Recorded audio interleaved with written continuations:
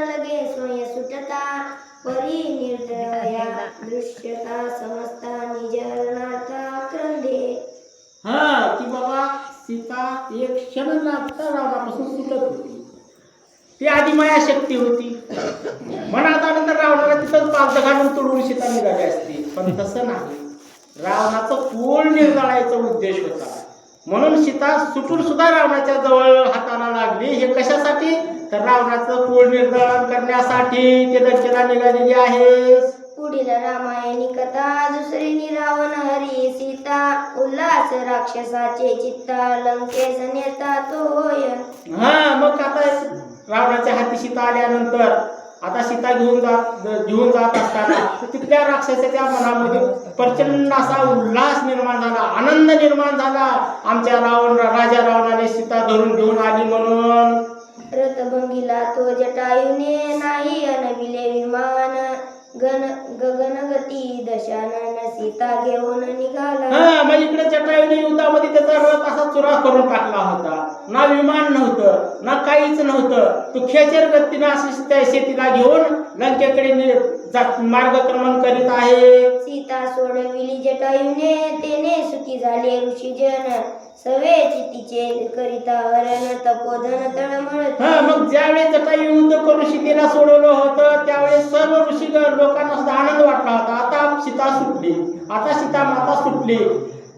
तरी पण एवढं होऊन रावणाने सीतेला घेऊन तो लंकेकडे निघालेला आहे. जळचर भूचर खेचर जंगम आणि स्थावर तळमळती जीव मात्र सीता दशव्रत नेतांची. मग आता ही सीता मातेचं हरण करून घेऊन जात असताना जलचर नदीतले मासे प्राणी पाषाण तृण वृक्ष सगळं तळमळ करत होते की सीता मातेला आता रावण हरण करून घेऊन जात आहे म्हणून.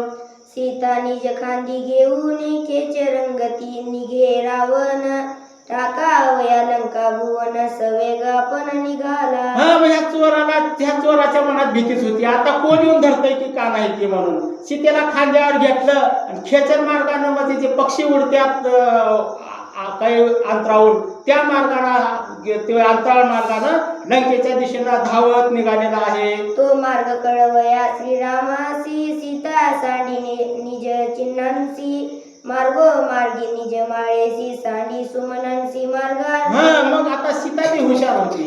आता खांद्यावर घेऊन जात असताना हे आपल्या रामचंद्र प्रभूंना मला कोण कुठे घेऊन चाललंय हे पाहण्यासाठी सीता मातेंना जे ऋषी पत्न्याने हार दिलेले होते न कधीच शोभाबाई न सुकणारे हार, त्या प्रत्येक हाराचं प्रत्येक ठिकाणी एक फूल टाकीत जायची आणि ते फुलं कुठं पडायचे ठिकठिकाणी जे रामाची तपस्या करणारे जे ऋषीमुनी बसले होते वृक्षाच्या रूपात पाषाणाच्या रूपात त्या ठिकाणी पडलं की ते फूल त्यांच्याजवळ असायचं.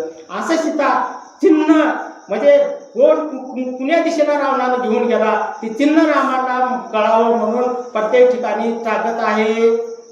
श्रीराम येईल धावनी असी ही अशा सीतेचे मानसी या लागी मार्गासी प्रदेश प्रदेशी चिन्हे सांडली. मग आता या मार्गाने मला शोधत येत असताना हे योग्याचे खून योग्यता हे फूल बघितल्यानंतर राम आणि लक्ष्मणाला कळालं पाहिजे की हे फूल सीता मातेच्या गळ्यात आहे. दुसऱ्याला काय करणार आहे आपल्यासारख्याला कळणार नाही. म्हणून ठिकठिकाणी चिन्ह निर्माण करीत सीता हे घेऊन जात